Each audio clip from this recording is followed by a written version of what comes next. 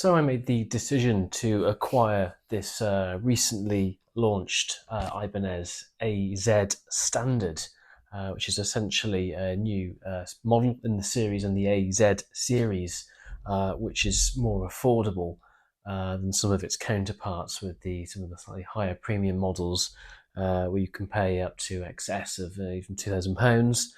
And I thought that this represents a fantastic opportunity and offers lots of scope for upgrades to perhaps install components that will allow me to attain a level and standard to that perhaps of some of their prestige models.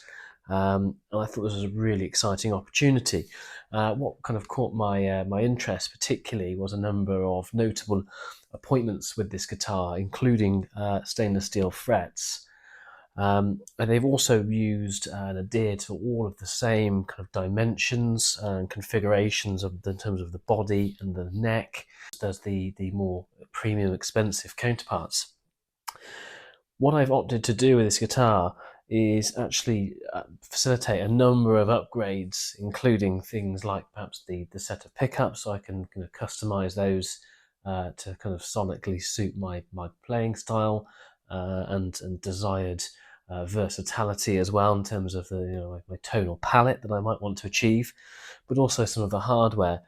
So something that was quite interesting when I assessed this guitar and purchased it and got it one in my hands is that it's clear that they'd made perhaps some savings through a number of appointments, including things perhaps like the bridge, for example. That the stock bridge that came with the guitar was like a zinc alloy, which there's nothing wrong with that at all. In fact, out of the box straight away, it already played like a phenomenal guitar. It was well set up. That had a palette of really good sounds and sonic character as well. But it was just something maybe slightly lacking, and I wanted to just take this guitar up to a really high eminent standard. So the bridge, as I mentioned, was like a zinc alloy. The pickups are just Ibanez's own kind of proprietary set of like a HSS configuration. It does feature their dynamic switching system, which is quite useful. So again, just gives you a much broader array of switching options with the pickups. So that's quite nice with this double pole, double throw switch that's fitted in here. And yeah, I mean, first impressions is it's an excellent guitar. I think chiefly one of the things that really principally stood out to me was the frets. I think actually they're really well configured, nice jumbo stainless steel frets, and the neck feels great as well. So I decided to institute a number of upgrades. Thus far, I have installed a new stainless steel Gotoh Japanese made bridge, and actually I think immediately there has been a marked impact in terms of enhancement as well on the sound of this guitar purely by changing the bridge. I found that it does result in better note attack and note separation, especially with more rapid flourishes of notes. That to me is audible.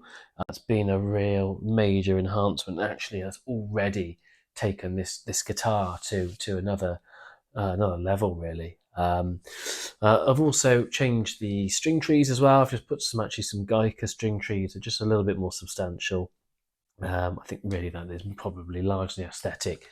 The default set of locking tuners that came with this guitar, they seem fine to me. I don't really see any reason to revise those. Other things that I noted, so when I did take this guitar apart, just kind of assess some of the electronics and its kind of inner configuration, noticed that it has two 50k pots, which is interesting, but it's beautifully wired. It's clearly very well executed. Like another kind of aspect of how Ibanez perhaps have achieved quite substantial savings in the production of this particular model. These are manufactured in China, which no means detracts from their quality. To me, it feels like a good quality instrument with a nice neck. Maybe some little things like it doesn't have perhaps quite as rolled edges here on the fretboard.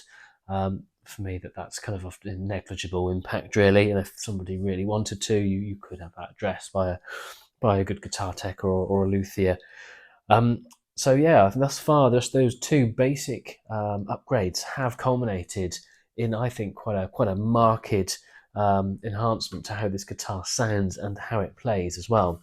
Also noticed that it has got a 6-screw vintage style tremolo system rather than the 2-post tremolo configuration. But again, I quite like that because I believe that that's probably conducive to just transferring maximum resonance through from the strings into this body. It's obviously well attached to this nicely flamed maple top here as well.